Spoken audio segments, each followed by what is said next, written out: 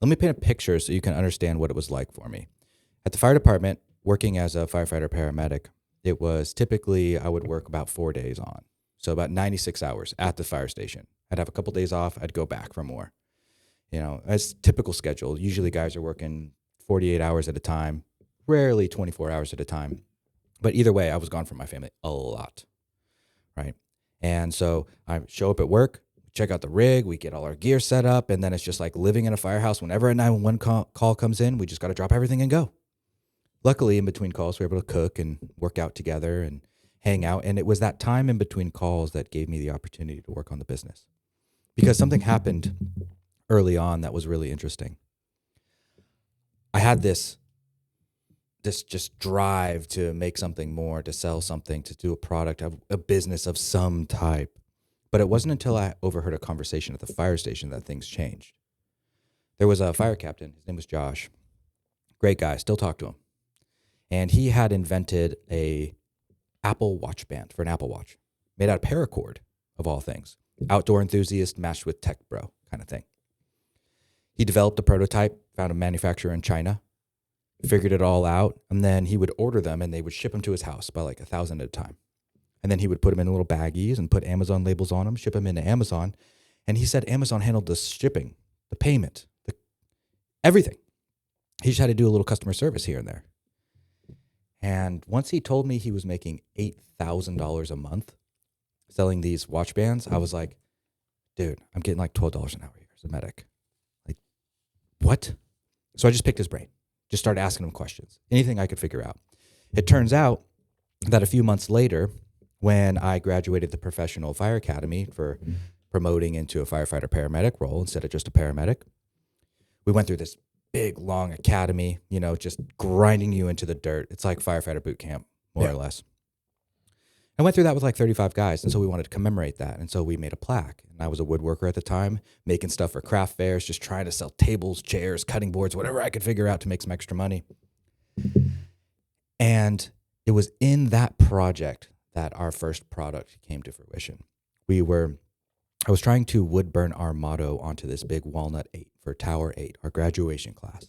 And I pulled out a soldering iron and I plugged it in, and I went to go write our motto, and I screwed up the whole thing. It looked really bad. And I was like, oh my gosh, this is not good. I've only got a few days to turn this in. Like, I've got to figure this out. That's when my wife and I figured out how to do it chemically. We went to the hardware store. We went to all these different places and sourced all these things, and we started mixing stuff up in water bottles. And eventually we arrived at a chemical solution that would burn wood when you heat it up. And that was that was like the beginning of the process. And then I paired that with my knowledge I learned from Josh, and I said, I wonder if anybody would buy this if I put it into a marker. So I did what he did. I went on Alibaba, found marker manufacturers, tested a bunch of different prototypes, and came up with a bunch of stuff. And then I just started ordering empty markers, filling them up in my garage, and I put them on Amazon. And that was how we made our very first sale 3 months after getting it live. Dude, it's so cool. Cause, by the way, for the podcast, I met up with Evan, like a week ago, and we were talking about this stuff, and it was really cool to hear like the first moment that you figured out like, there's like a program that you can sell your stuff through Amazon, and like they only take a percentage. And then you made your first sale, and like you replaced your firefighting income with the Scorch Marker, and like you were testing out, you found manufacturers, you started mixing up different chemical compounds and figuring out what works and what doesn't work. And guys, when you see how cool it is, watching the marker go from like this purpley color to blue to black, it is the craziest thing I've ever seen. I love it. And it's so cool how it took you, months or years of trial and error to find the one compound that works the best.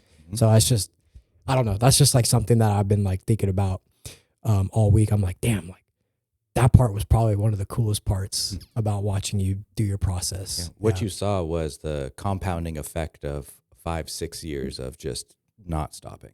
It took you 6 years to find the compound that works the best? Yeah, about 5 years it took to figure out the best formulation. $500,000 in research and development. I had to work with 9 different chemists. It took 5 years, 252 variations of trial and error. Wow. And eventually we finally figured it out. So the original Scorch Marker that we launched with proved the concept that people wanted it. Then I just needed to refine and become the best. Okay. And it's taken years to get there, but we finally arrived there, and it's working. It's just proof that, you know, if you just keep showing up, and if you don't quit, you don't fail. It's just lessons. You just learn. Yep. What was the first time through this start where you were like, holy shit, this is actually working? It was actually really early on. In the beginning, when we listed our product, nothing happened. Nothing. It was crickets. Yeah. I forgot about it until I got an Amazon notification that someone purchased a marker. And I was like, oh my gosh, I ran to the garage. I made one really quick, wrapped a label on it, put it in a baggie, shipped it off. And I was like, that was pretty cool. And then a few weeks later, we got another sale. And I was like, people are actually buying this. Oh my gosh. What would happen if I put some effort in? What if I gave it my precious attention? So I started making Instagram videos and demoing it. And I was watching a lot of woodworking YouTubers. And so I sent some over to them. Because at the time, I'm thinking, oh, this is for woodworkers like me, right? Turns out crafters were our people. So we made some pivots in the business. But nonetheless, what happened was I sent it to a YouTuber named Jimmy DeRista. He's got a Netflix show and all kinds of crazy stuff now. And he opened my package on a live stream, demoed it really quickly, like 30 seconds. We got 10 sales on Amazon, just like that. And from that moment on, I was like, oh my God, this can work. This can work. I need to just get some attention. And if people find out about this, maybe they'll buy it. And that was when the business like really started. Okay, so you this business it started off with one sale. You went in, you made it. Then you said a couple weeks later you have another one, and then someone posts a video of it, and then it blows up. Prior to that first sale, prior to your business blowing up, how much money did you invest in the business prior to your first sale? $500. Wow. Yep. I talked to my wife and I said, hey, I've got this idea. I think it can work. I want to try it. Can I pull 500 out of our savings? Just give this a shot. And she was all right with that. And she's like, yeah, let's do it. That's so awesome. I used that 500 to buy a printer, some label paper, some empty markers, and some plastic baggies. Mm-hmm. And I did the label myself on Adobe Illustrator. That's just what I knew at the time from having dabbled in graphic design work. And I just filled everything up with a syringe, an expired syringe from the med kit from work, and we just sent it.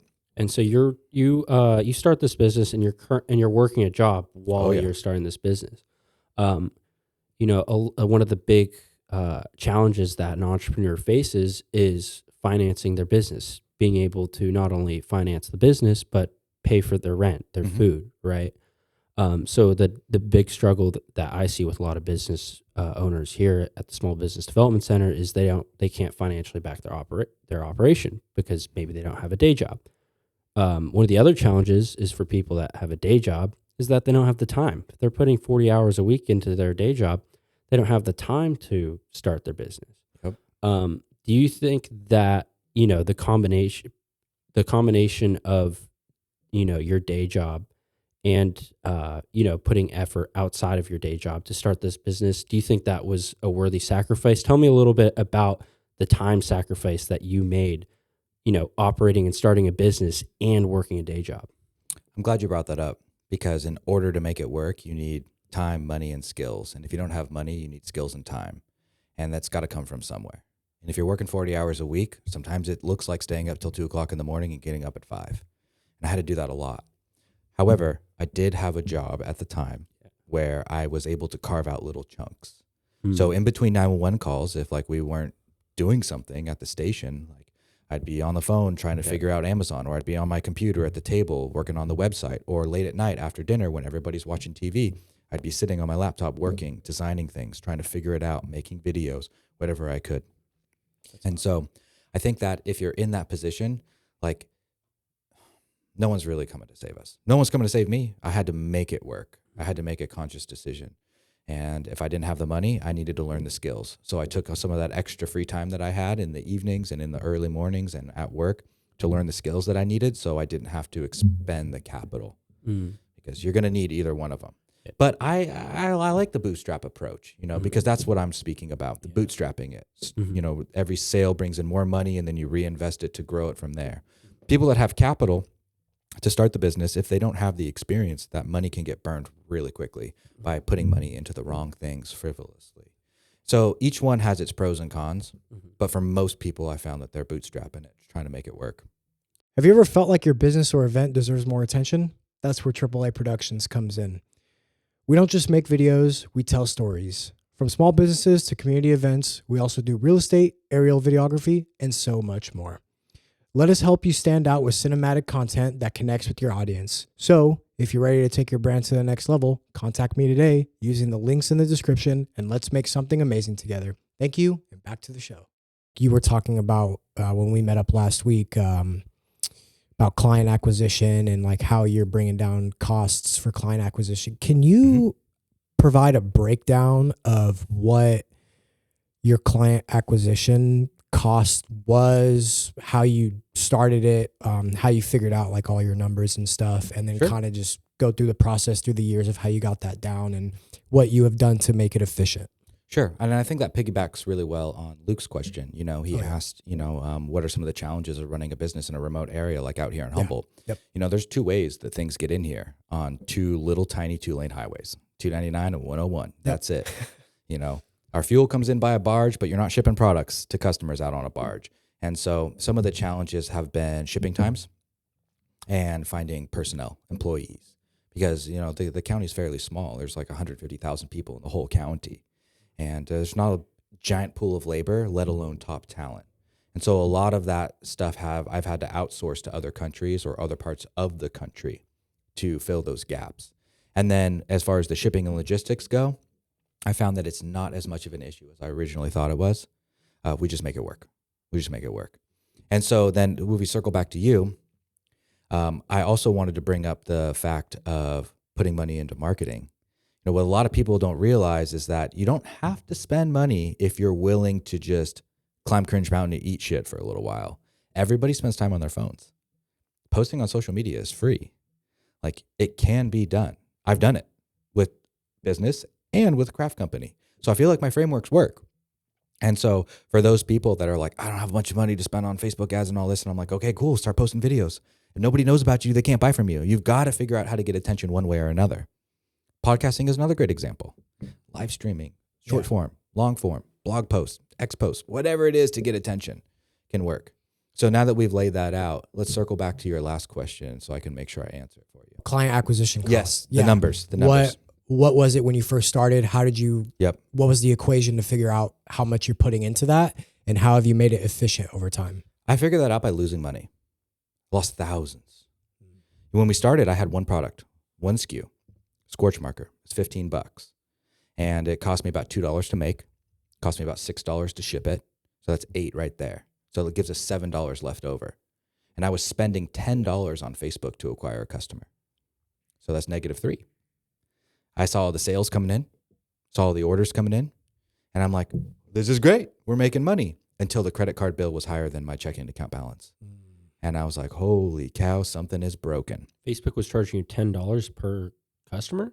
Yeah, to get a customer. That was my customer acquisition cost, yeah. Like for posting ads? Yeah, for running ads on Meta. So I was basically taking our demo videos that I had made and I'd run them as ads. And when it all washed out in the end, it was about $10 to get one customer to make a purchase. Or our CPA, which at the time is great. Right now, it's way higher. But we'll get into that in a minute.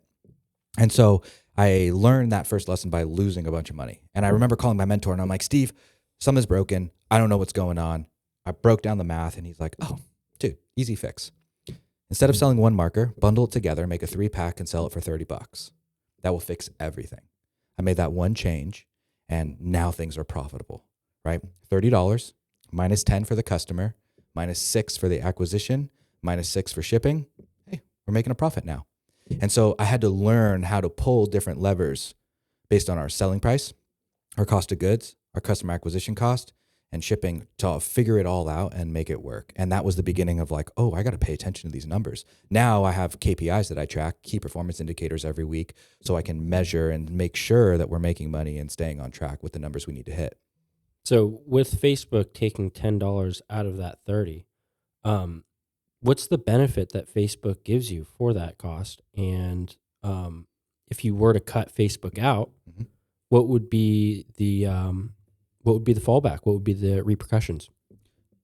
More or less, I'm paying Facebook to help me find customers, paying them for attention. I'm converting cash into a paying customer.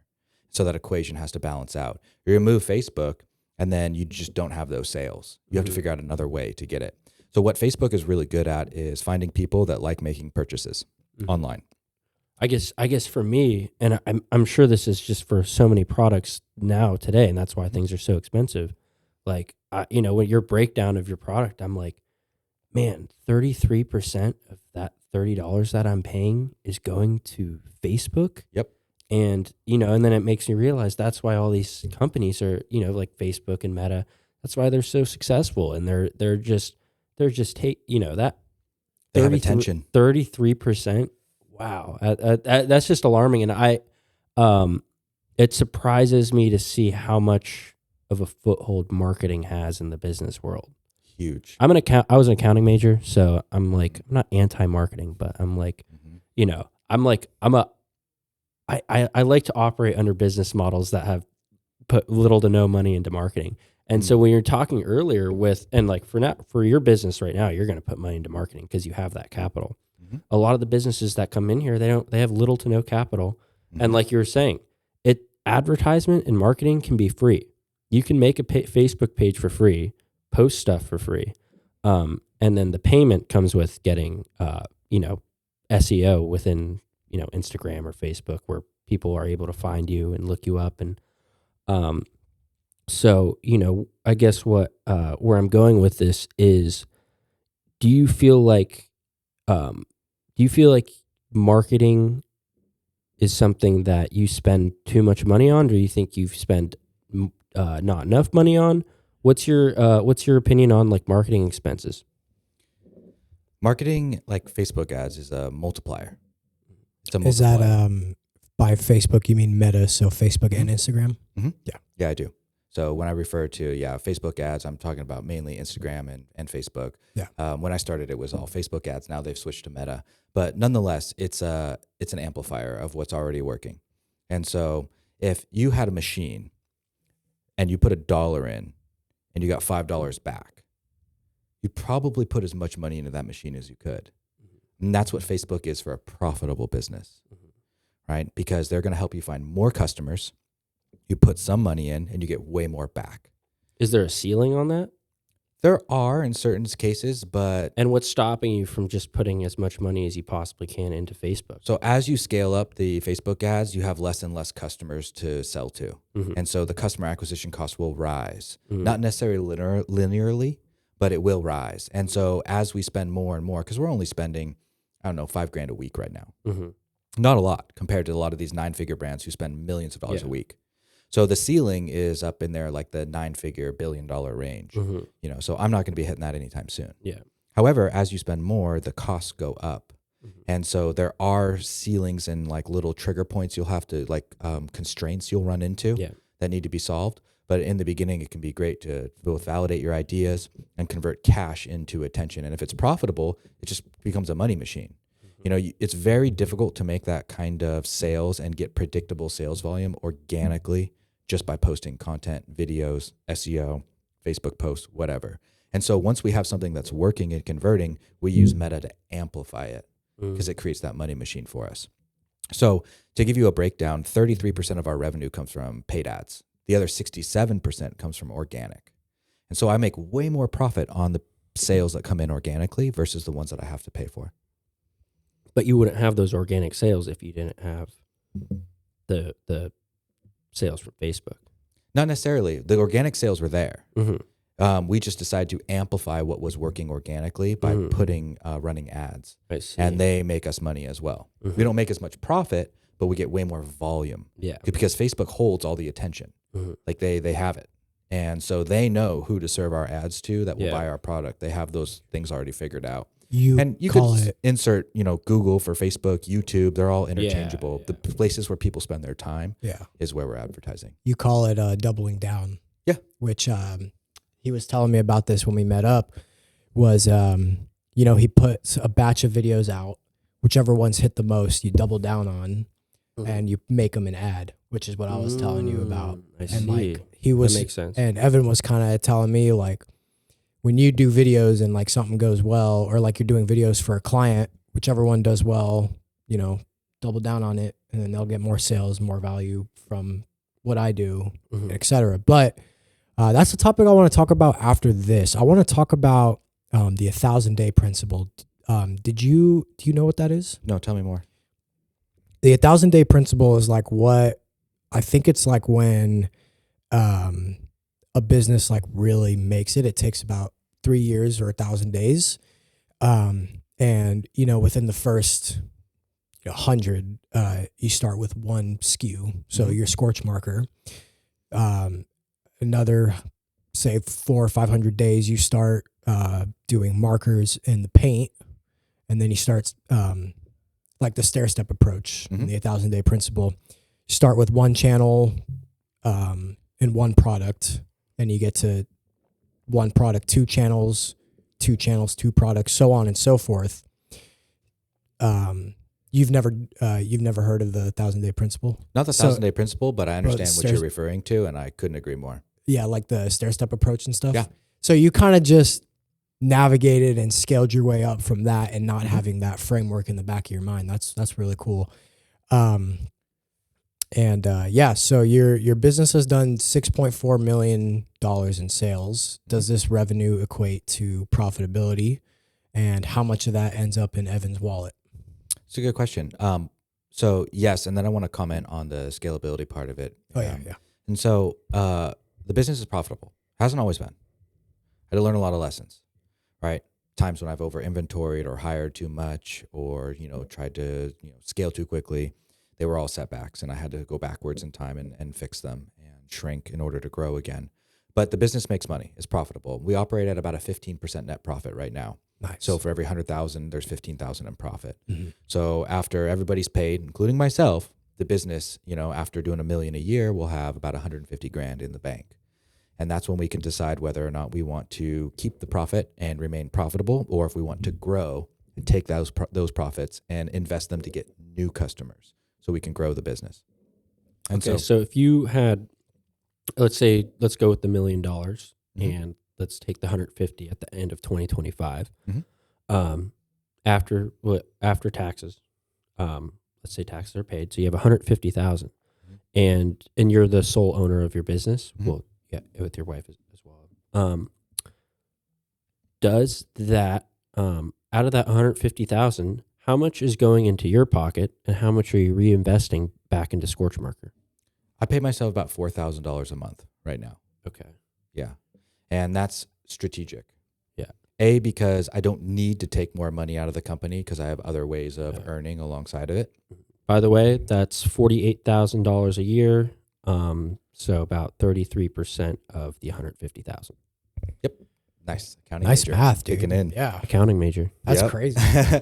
And so we leave as much as we can in the business, the profits. That's and awesome. The reason behind that is dark times come, winter's coming, and you never know when. And I have spent everything before, and it has hurt us. Because what happens if you start getting some traction, you need to buy more inventory. It takes time. You can only turn inventory like 4 to 5 times a year if you're doing it efficiently. Yeah. And so that's 4 or 5 different cycles to buy inventory, turn it, make a profit, and recapture some of that cash. So we keep money in the bank for things like when shit hits the fan. We keep money in the bank for inventory. We keep money in the bank in case we run into challenges with suppliers or other things. We have to have a safety net. Yeah. And so we're building up our safety net while at the same time taking a little bit out to fund the lifestyle.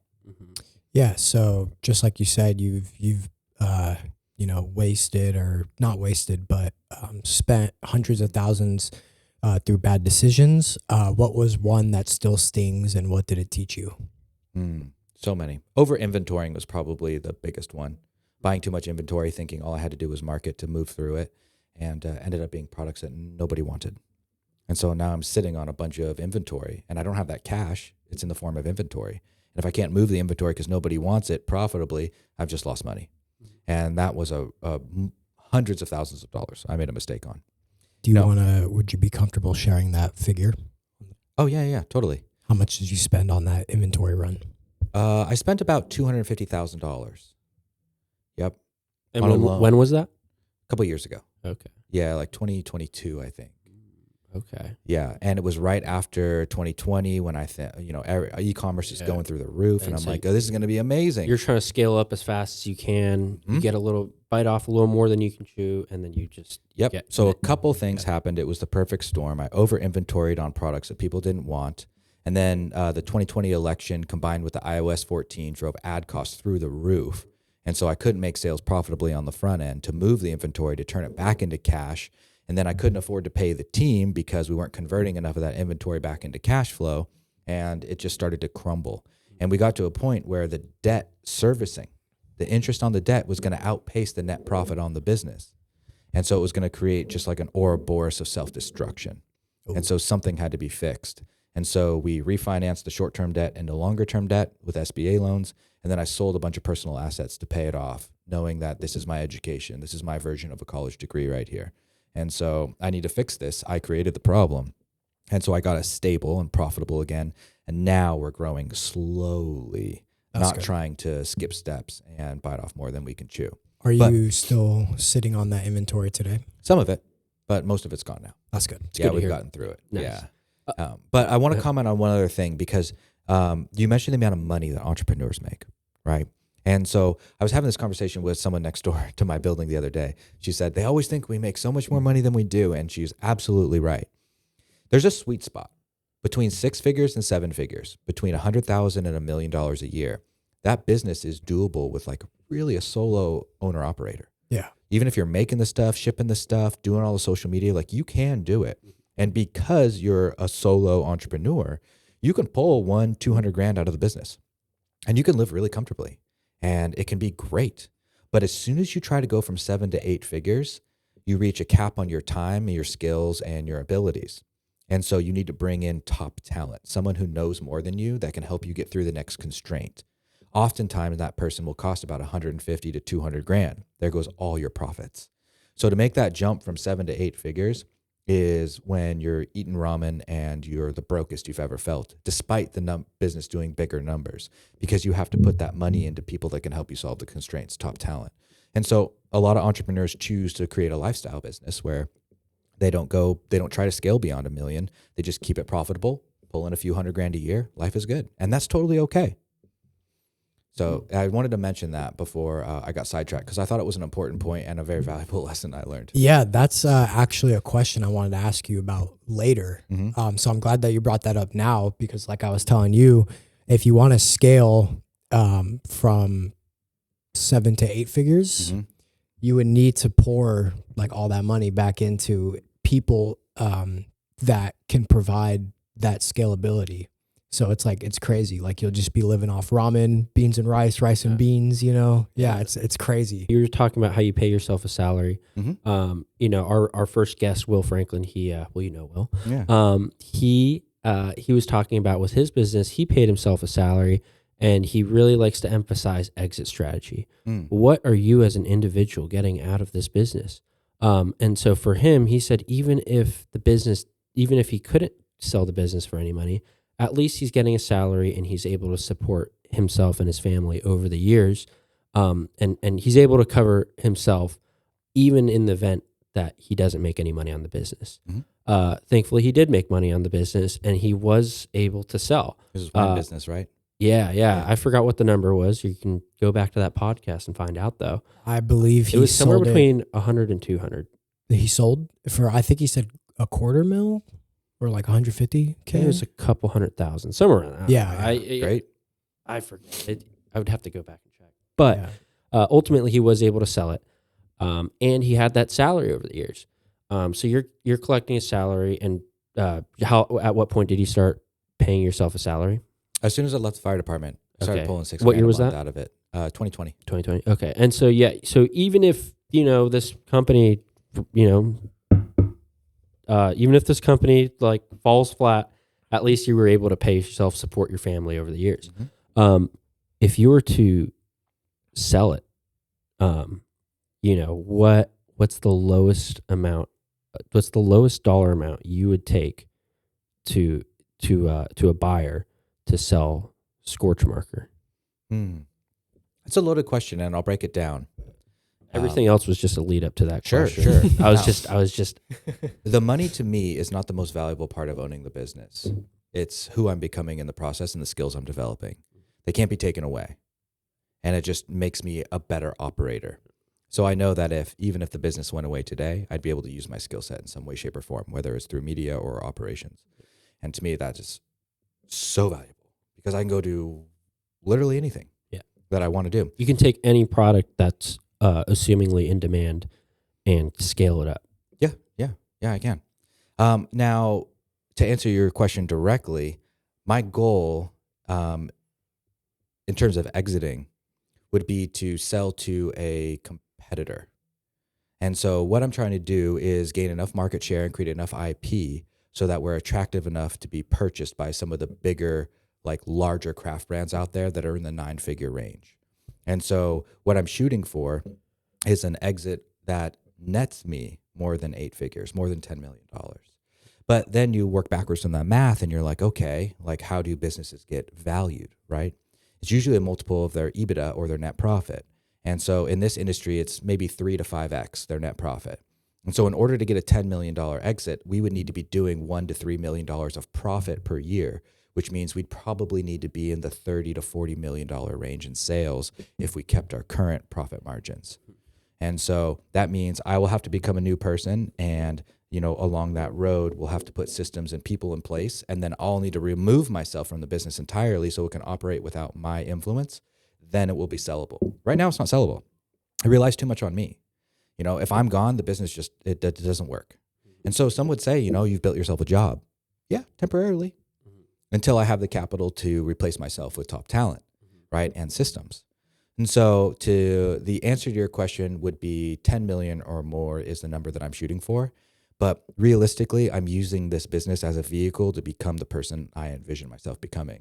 I work on the business, it works on me more. So that's the payoff in the process. Speaking of, you're the face of the brand. Yeah. To kick off our next part of this podcast, so you've posted over 10,000 videos. Oh, yeah. What's your system for staying consistent and creative without burning out? Burning out. Yeah, I find people get burnt out when they're forced to do things they don't want to do, and when it's difficult or it's not exciting. But really, I have a very high pain tolerance for boring, hard shit. I can do it. It was just driven into me at the fire department. Like I will show up whatever time of night, I will put in the work until the job is done. And I've taken that discipline and brought it over into the business. And so I've engineered the way that we create our content to fit my lifestyle and work. So we have a very demonstratable product, right? And so you saw a little bit of it when you came to the warehouse. I set up five different cell phones or 5 different cameras. I'll do a craft project, grab a bunch of different angles, and then I'll do 5 more. So by the time I'm done recording, got 6, 7, maybe 10 projects I've completed. Then I go back to my computer and I create 5 to 7 voiceovers for each project. I put it all in a folder, give it to the editors, and now one project's turned into 7 different videos. And then we can test different hooks, different voiceovers, different styles, whether we're doing ASMR content or tutorial or storytelling, with fables and whatnot, or, just walking through the process. One project turns into 6, 7, 8 videos, and then we constantly post those. And so I've made that system the way that it is so that I can just listen to an audiobook, do a couple craft projects, sit down at the computer, write some voiceovers, record them, and we're done. And so there's a lot of different ways to do it too. Some people do day in the life, some people do voiceover, some people video reply to comments, some people do tutorials, education. There's a million different ways to do content. But what I lean into is the stuff that is more executable that I can do in batches. Batching it out's helped a ton. Yeah. So you've learned this skill by being in the business and doing it repeatedly, reps. And you've translated that into another job and another form of side income. You've worked with companies like Intuit. I just saw that ad, by the way. It was awesome. Yeah. And PayPal and more. How did you make that happen? How did they find you? How did you get in contact with them? What was like their interest? How does that side of social media work? Because I've seen like tons of companies today, like Adobe, PayPal, Intuit. they all have like creator style ads now. Mhm. Delta Airlines too, I just saw. How does that work, and how can like someone like me get into that network? So what I've done through Scorch Marker is I've developed the skill set of making content. And because I've begun developing that skill set, I started documenting the process. Not creating videos to create videos, but literally documenting, showing people how I pay invoices and do inventory and balance my books and, run the Facebook ads and make the videos, just all the behind the scenes stuff. How we fill bottles and jars. Simple, easy stuff, but yet I started documenting it. And so in 2020, I got on TikTok. I started making videos about firefighting because that's what I was doing. I was out on a fire. We were refilling helicopters with water, fighting this wildland fire. And I shot a couple of videos, edited it while sitting in the fire engine and posted it. And it got 60,000 views. And I was like, whoa, there's a tension out here. I don't want to make videos about firefighting. I'm leaving this place eventually. So I started talking about the business, LLC formations, the legal stuff, operating agreements, separating out your bank accounts, EINs, just like because I had to understand it and learn it. And so I just started talking about it and people started to care. And I was like, this is great. This is so fun. And at the time, I didn't think anything about, money and earning. But eventually what would happen is companies like PayPal or American Express or QuickBooks or, Notion, whatever, they would see my videos and they say, oh, he knows how to make videos. And he also understands business. And he also understands how to talk about this. And he also understands advertising. Let's hire him. Let's just have him make us videos. So because I was documenting the process, brands would come and approach me and be like, hey, we're looking for somebody that can make us some content. And I'm like, I could do that. So it just started really simple. I just would make a video here, video there, a few $1,000 here, a few $1,000 there. And then eventually my social media documenting the business building became my resume. And so brands would see the follower count, they would see the views I was getting, they would see the amount of videos I posted, and they'd say, oh, he's got the voice and the style that we need. And so they would email me and approach me. And then I just started working with them and learning the ropes. And over a period of years, now it brings in a serious chunk of cash, hundreds of thousands of dollars a year, making specifically ads for larger companies. So I say all that because if you have the skill set of creating videos, big companies don't have that skill set. A lot of businesses don't have that skill set. If you have that skill set and you align with a company and you can speak their language, you can be a huge asset to them. And so the way I see it is this. I make them a video, they pay me 10 grand, but they're going to make hundreds of thousands of dollars by running that as an ad. And so I'm able to take my experience, what they want to accomplish, advise them, guide them, and make them a video that converts.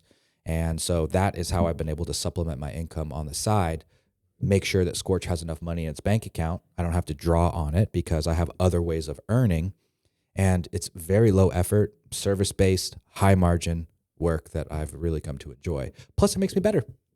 How the first email you got, what company was that? And what was your reaction to that? I think one of the first companies that reached out, I think it was an insurance company. Yeah. Wait, which one? I think it was Next Insurance. They reached out and they wanted to pay me to make a video and do a sponsored deal. And I was like, holy shit, like this can work. But even before that, and once I saw the attention I was getting, I went to my CPA and I was like, dude, let me send you some referrals. Everybody's asking about my tax guy and all this. Like, let's do something.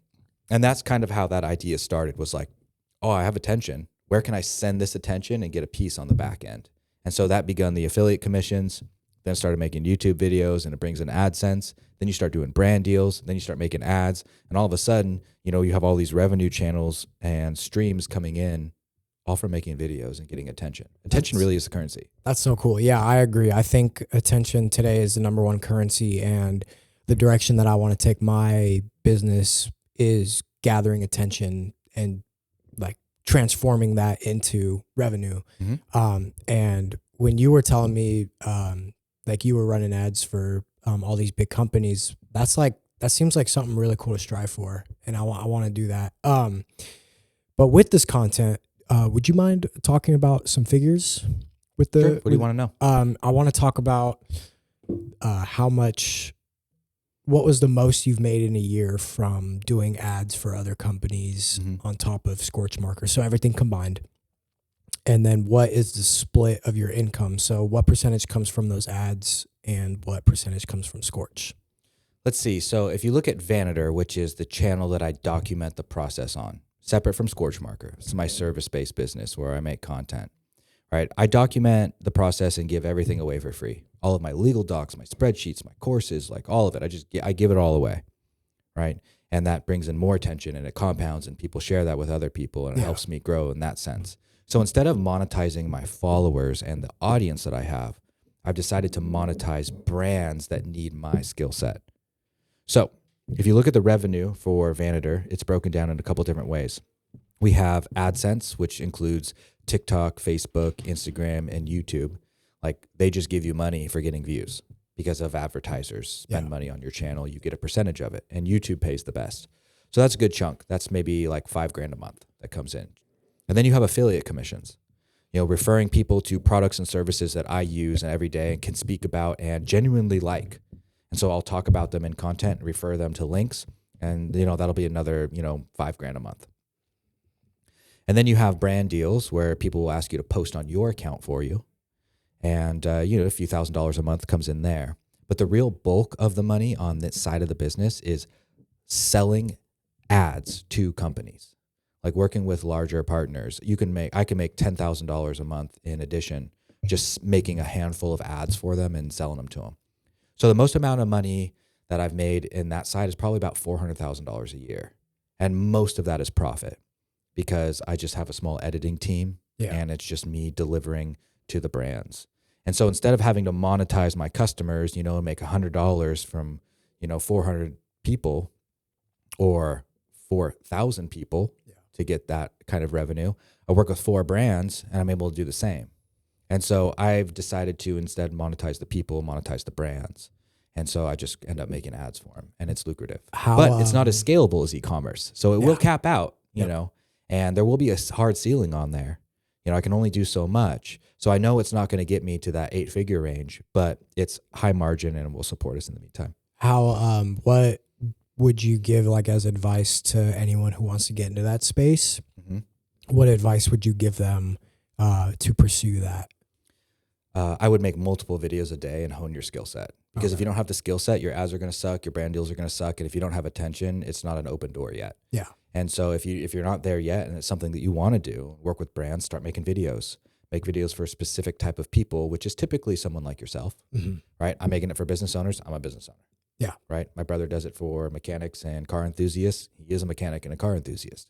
It's his audience. And so he'll eventually align himself and is aligning himself with car companies. I'm aligning myself with business, people that serve business owners. And so it has to start by getting the attention and building up the skill set and getting good. And then the views and the followers you get are proof that you are who you say you are and you can do what you can do.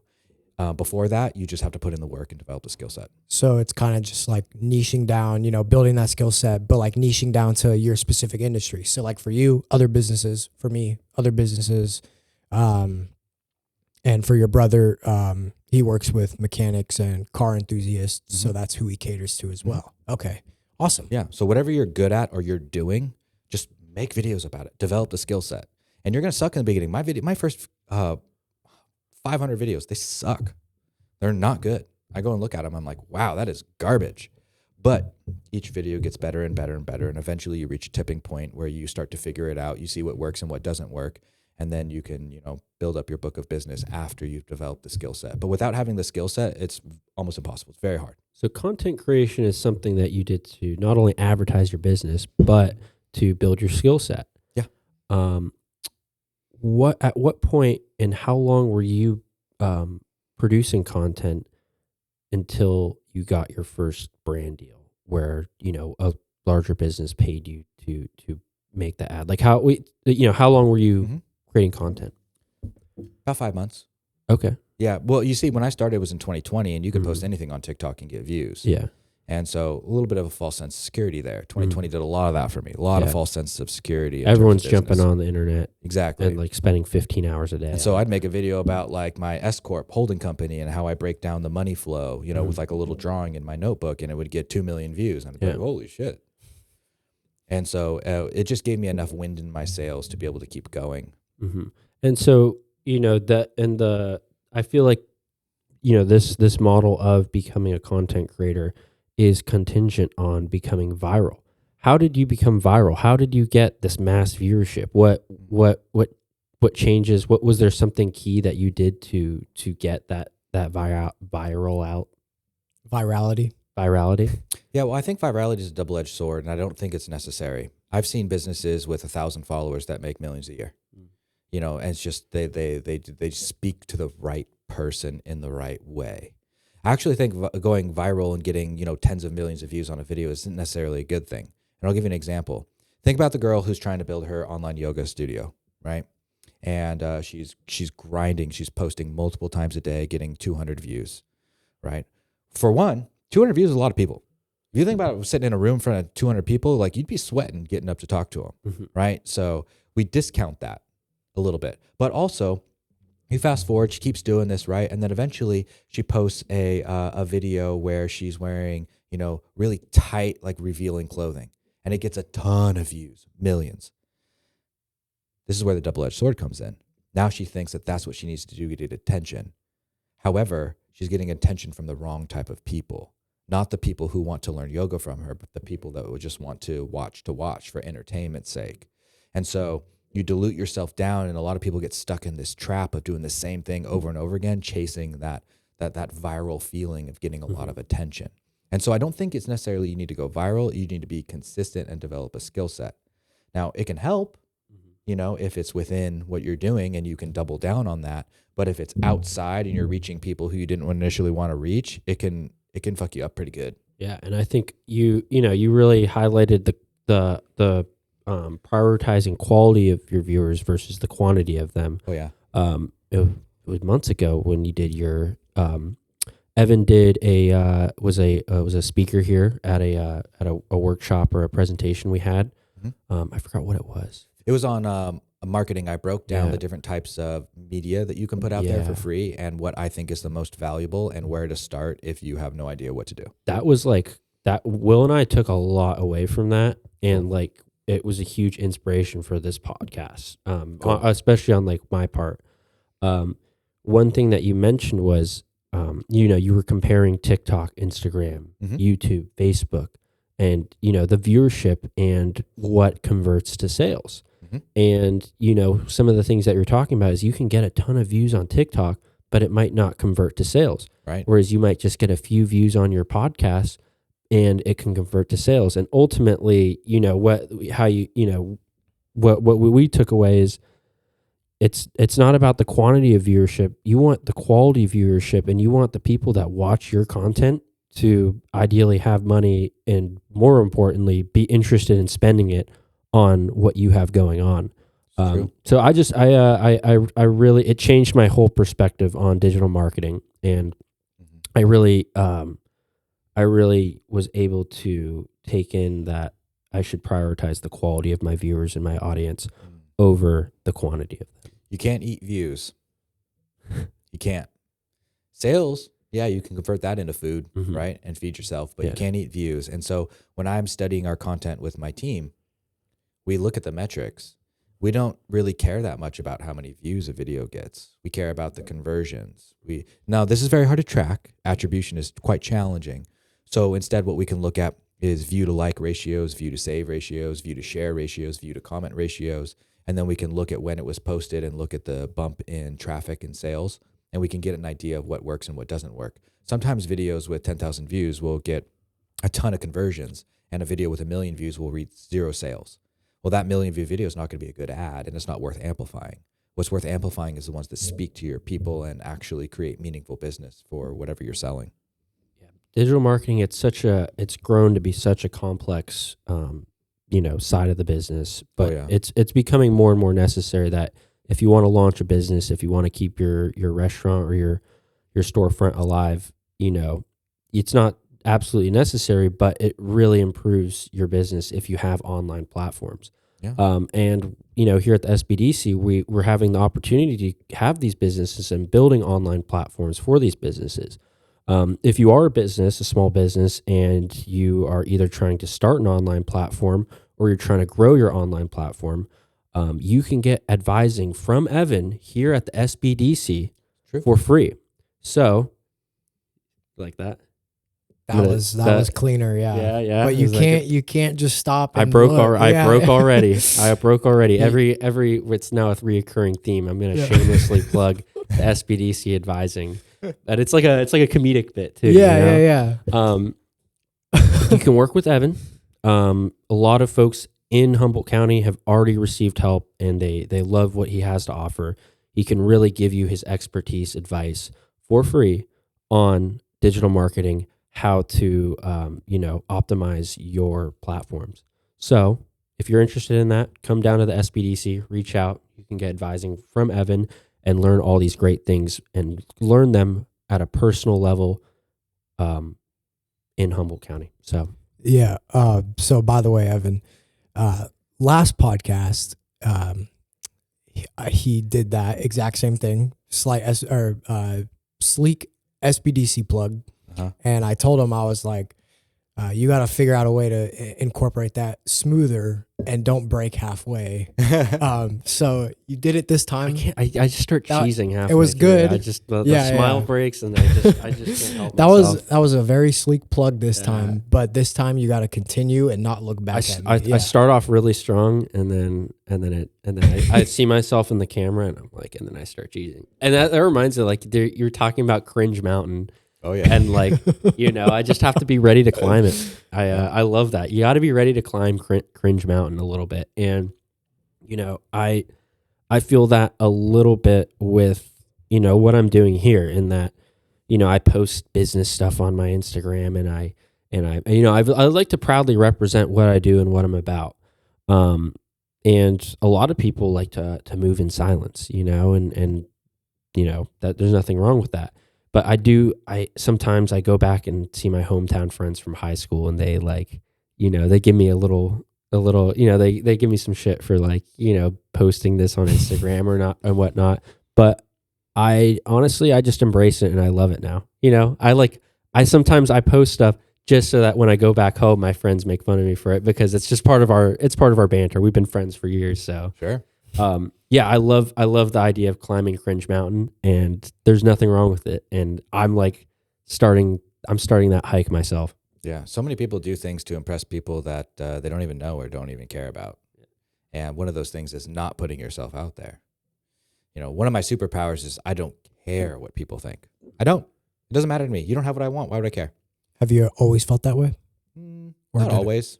Not always. It's a learnable skill. Yeah. It's a learnable skill for sure. You started at the bottom of Cringe Mountain, but now you're Yeah, I've summited it. I'm past it. Like, I don't care. You can laugh. You can throw punches. Like, doesn't matter to me. Like, it just doesn't matter. Yeah, there have been times because when I was younger, I started making YouTube videos on the video games that I play. Mm-hmm. And that was something that, like, I'm glad I did, like, in hindsight. But when I did it, I was always so embarrassed by the sound of my voice because I'm a little pipsqueak, and and then over time, because I was doing videos like a lot, like I saw the evolution of, like, I guess me going through puberty, having the high pitched voice all the way to the voice I have now. And it's like nice that I did that because now I look back and I'm like, wow, like I was so young, starting videos and then watching that evolution. And then I felt like after, like a summer of doing it, I feel like I accomplished the Cringe Mountain climb, but then I stopped, got insecure. And then now, maybe like a year or two ago, I was at the bottom of Cringe Mountain again, but now doing videos more, being more comfortable on camera, doing the podcast, like I'm feeling like I'm over that again. Like I don't care what people think. I don't care like how I sound. I don't care if I make a stupid face on camera. Like nobody's gonna care or notice long term. Like you were saying, Mm-hmm. Also, you have a team of people that help you out with your ads and content and stuff. Mm-hmm. So you run a 5-person team, correct? Mm-hmm. In a 7-figure business. How do you manage your team and keep them aligned under pressure? I will answer that because I think it's pretty interesting and it's a good question. Now, but to circle back to what you said about content, like at some point you just got to start and know that you're going to suck in the beginning. Like with all things, we always suck at something in the beginning. Always. We keep losing Polaroids, by the way. We've lost 3. It's the people that can't handle the heat. Yep. I'm just kidding. Those guys are all great. And so I bring that up because the skill set you develop by posting videos and creating content, it works on you so much more than you think. Yeah. You eliminate ands and ums, filler words. You get better spoken. You become more articulate. You're able to speak simpler. You're able to get to the point. You don't care as much what people think about you. All of these things are payoffs from putting yourself out there and doing the hard thing. I'm a big fan of seeking discomfort. And if it's uncomfortable, it's probably the thing that I need to be doing the most. Yeah. And so I'm like, oh, yeah, I don't want to do this. This is not, oh. And so I'm like, oh, that's where I need to spend my time and attention. So one of the things that I've done is put a team in place to help me with some of those things. What I look for is humble, hungry, smart individuals, people who have good. Now, when I say smart, I don't necessarily mean intelligence. I mean people smarts. Can you read a room? Can you understand the social dynamic of what's going on? Can you change the way that you're speaking based on who you're speaking to? Right? I'm looking for people that are humble enough to know where they're strong and where they're weak. Mm-hmm. And I'm looking for people that are hungry. They have enthusiasm and they want to get after it. They're like, hey, I found this challenge, but I also brought you a solution to the table too. Hey, what if we started doing this? Hey, I think this might be a good idea. I'd really like to test. I laid it all out. Like, can we try it? That type of stuff. And so I've encountered these people in time, and sometimes those skills have to be taught. But nonetheless, when I find someone that's humble, hungry, and smart, I will bring them in and I know that I can teach them the skills. And that's the case with my editors. Yeah. I brought them in because I was editing and posting every video and I'm like, holy gosh, this is so much work. I need some help. I need someone to help me edit in my style. So I teach them how to edit the way that I edit, right? And then, so I need someone to help me post these videos and manage all the content, keep things organized and drive things forward and make sure the projects get done. And so I brought a content manager in. And so the team has grown in order to solve for my weaknesses and where I'm spending the most time, where I want to buy back my time. You can buy back editing time for like $8 an hour. Yeah. Right. I can buy back the content posting for, $20 an hour. Mm-hmm. And customer support, $40 an hour, and I can get all these things off my plate so I can focus on only the things I can do, which is the creation of the content, the ideation, the product development, and all the $1,000 an hour tasks. And so as we grow and get more profits, I take that money and I buy back time strategically so I can focus on the high dollar tasks that are uniquely suited to me. And so I manage them by doing a weekly stand-up call, and where the whole team gets together and I update them on all the processes, find out if there's any blockers, I get updates for them, and then I share wins and I celebrate them, right? That's important. And then we also have a Slack channel where we communicate in constantly, where everybody's able to talk to each other. We rarely use emails to talk. Everything's in Slack. And then we have certain tools that we use for project management, like Notion and Frame and editing softwares and things like that. And so that's kind of what it looks like to manage the team. It's a combination of Slack, Zoom meetings, or Slack huddles, and project management inside Notion. Yeah. So when, say times get tough, say your revenue's down 30% 1 month, what is that like with your team? And like, say everyone's under pressure because they're worried for the business, they're worried for you, they're worried for themselves. How do you keep them aligned when things are starting to get tough during, like, I guess, the dark winter periods? A couple things. Culture comes from the top down, and so they're going to look to me for leadership and my attitude, right? If you can be in a bad mood for no reason, you can be in a good mood for no reason. Yeah. And so sometimes I just have to put on a brave face and smile and just tell everybody it's going to be okay and we're going to figure this out. Here's how they're looking to me for leadership and for a plan. My employees, they want to get paid regularly every 2 weeks, and they want to know that they're doing a good job, right? And so when shit hits the fan, I'm the first person to get his pay cut, which I've had to do multiple times. I got to keep them comfortable and I've got to keep them fed and on the team. And so I'm the person whose pay gets cut. I'm the person that has to show up when it doesn't want to. I'm the person that has to get brought all the problems that no one else can solve because I'm the only person who can solve it. And so all of that comes through in how I lead our team, how I talk to them, and how I celebrate them. And so I do a combination of things to make that happen. And it's all in like the people skills. A great book that I read about managing people is The 1 Minute Manager and then 12 and a Half by Gary Vee. Both great books in terms of getting your people aligned. Also, How to Win Friends and Influence People. Dale Carnegie is another great one. So I'll take a lot of books, things that I learn, talk to other people, and then I'll apply that to actionable things that I can do with my team. That's awesome. Yeah. Seems like a hard task, you know, because you're accountable for quite a few people, but the way you navigate it and stuff and celebrate those wins, keep morale up, like that's morale's a big one. Yeah, that's Yeah. awesome. Yeah, and it's watching, paying attention, and giving people attaboys when they've done a good job. Yeah. It goes far. It goes really far. Yeah, definitely. Calling all entrepreneurs in Humboldt County. This video is brought to you by Startup Humboldt. Startup Humboldt is powered by the NorCal SBDC, Cal Poly Humboldt, College of the Redwoods, and Lost Coast Ventures, and we're building the future right here on the North Coast. Here you'll find an intersection between education, economic development, and community. Every entrepreneur can turn ambition into lasting impact, so whether you've got a new idea, want to launch a podcast, or need space to bring your vision to life, Startup Humboldt is the place. Visit us at 876 7th Street in Arcata. Startup Humboldt, where ideas become action. Let's get back at it. So, Evan, what were some of your biggest highs and biggest lows? We'll start with the lows. Having to let go half my team, go back on the promises that I had made to them because I failed them. Whether it's being a bad manager, a bad leader, misspending, making mistakes in the business, it hurts. I do not like that. But it's the uncomfortable, the difficult thing that had to be done.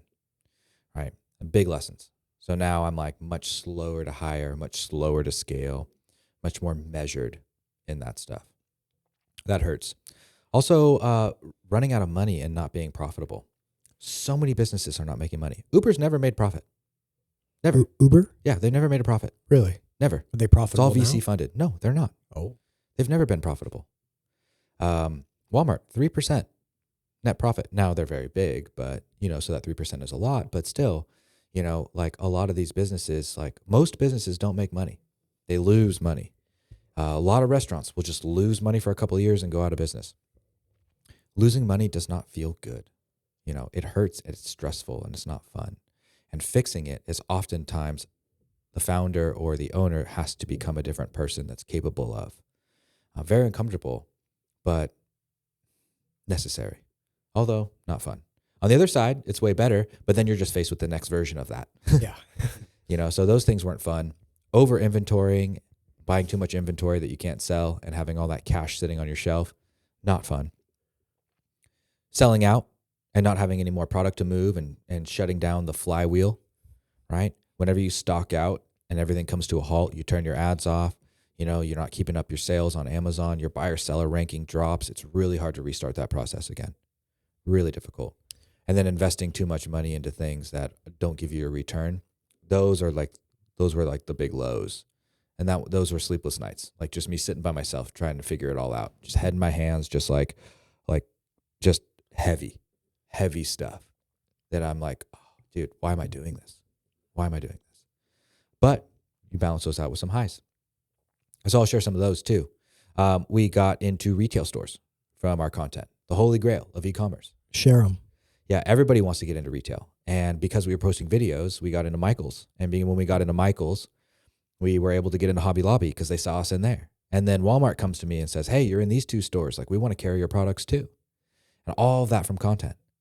We've had videos go viral and sell us out and make $30,000 in a day. You know, we've had other videos where we've been able to turn into ads and just generate millions in revenue, all because of it. I got to go on Home Shopping Network.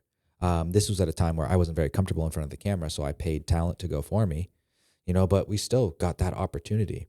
Been featured on Fox Business. You know, I've gotten to speak to the entire PayPal team, company-wide, on their town halls. Like, I've been able to do some incredible stuff, meet some incredible creators and some incredible people, all because I'm putting myself out there. And it's been really cool, really cool. Plus, the money you make when you are profitable feels really good. But the biggest win and the highest high is looking backwards and seeing how much growth there's been in myself personally. And I'm like, oh, if I just keep going, what's this going to look like in 10 years? Yeah. Yeah. You know, I kind of feel the same way when we started the podcast. It's led me to meet incredible people. I met you. I met Ricky Robles. He's a graphic designer here in Humboldt. Very cool guy. Met John Ballard and Dan Phillips.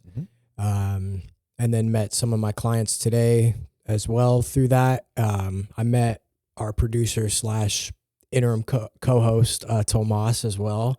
Very cool guy. I met Luke, I met Will, and it's been great. And also, I started recently talking to Coast Central Credit Union, and we met the CEO last Thursday, and I emailed him about being a potential guest on the podcast, and he's interested. And it's like it's crazy to have a CEO's phone number in your phone, and not only that, but like emailing and texting them is just crazy. And then with that, the chief marketing officer and senior vice president of Coast Central reached out as well, wanting to hear more about the podcast. And it's just like, it's so weird to think, like, I can't even put it into words. Like those people have interest in what like we're doing, and it's just awesome. So, you said PayPal, you've spoken to the entire PayPal team. Was that pre-Elon or post-Elon? Post. Oh yeah, this was a couple months ago. Oh, nice. That's really cool. Yeah, we were doing some work together, and then part of that, our arrangement was that they wanted to interview me in the town halls that they have quarterly with the whole company. That was rad. Oh, that's I got invited to YouTube headquarters, and go, check out the building and meet their executive team so I could give them feedback on YouTube, shopping and affiliates and all kinds of stuff. That's incredible. And I get tons of products and swag and businesses that reach out. It's pretty cool. Wow. Yeah, all because of attention. Just like you mentioned, you have attention, the podcast, you're willing to get people out there and amplify their reach and their voice. Yeah. No doubt. It's interesting. Yeah, no, it's like an incredible feeling. And I just can't wait to see, like what you were saying, like what it would look like in 10 years. Like I can't even wait to see what this looks like next month. Like it's just, it's incredible. So I'm like really, really excited about that. But yeah, you said you were on Fox Business. And then when we were talking, you were saying how that was a high. Oh, yeah. And then you mentioned Walmart being, something happened with Walmart being a low point. Do you want to get into that? I can bleep. No, sure, it's fine. That. Okay. Yeah, so the day after I was on Fox Business, featured for, our production and our bootstrapped business and making the content. I got interviewed live on TV. It was really cool. And then the next day I get an email from Walmart telling me that we owe them $130,000. And I was just like, what? All based on an accounting error. And so what happens is when we sell to retailers, we give them a 50% discount, right? We'll sell it to them for 10, they'll sell it for 20. Turns out they were paying us 20 instead of 10. And all because a number was put in wrong in a spreadsheet. And so they were right. I owed them money. And it was just a gut punch. And so I bring up that story of the highs and lows right after each other, right? In a 24-hour period, because that's what business is like. Exactly. High highs and low lows. Exactly. So with this Walmart deal, they had oh my gosh, I can't believe that happens. as an accountant, I'm like, what? Yeah. So they're, so you're supposed to make $10 on a product and they're giving you 20. Yep.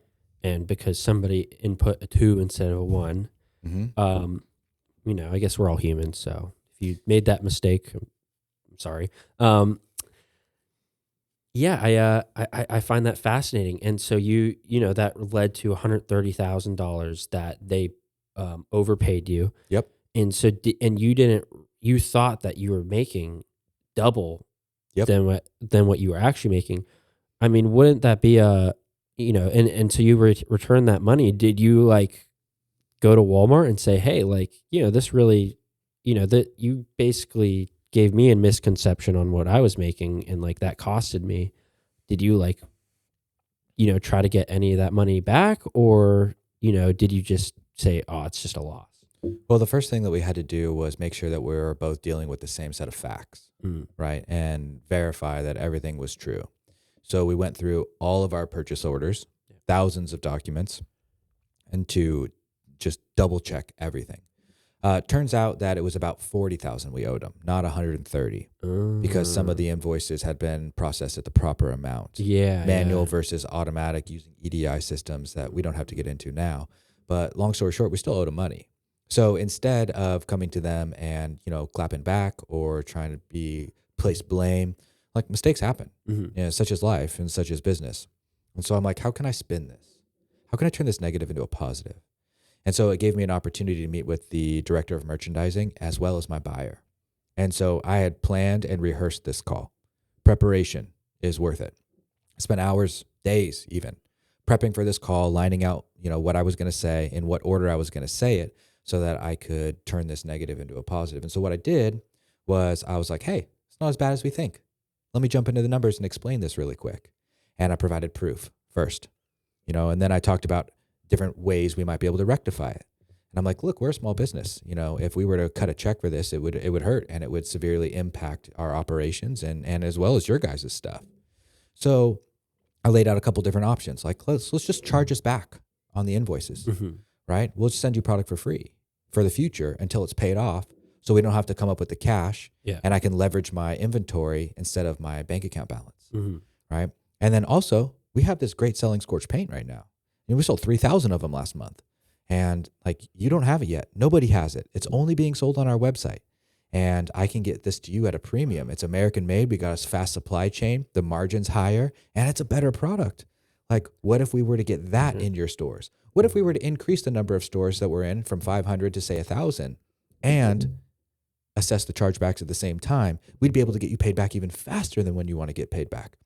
So I did a lot of pre-planning going into the conversation, making sure we had the right facts, and then bringing solutions to the table and making it a very simple, like, yes or a no. Yeah. And so it's sorted out now, but it was very, very overwhelming in the moment, because I was like, 130 grand. If I had to write that check, it would felt us. We'd be in trouble. That's great. So you turned a $40,000 account payable into expansion of your business, moving more inventory.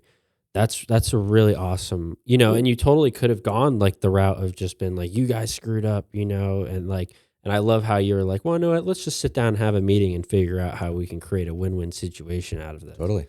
And I think that's like I'm sure like business owners like have, been frustrated with situations like that. And it's cool to hear that you were able to sit down and make, like plan out and make a very like calm and calculated decision on what to do about that.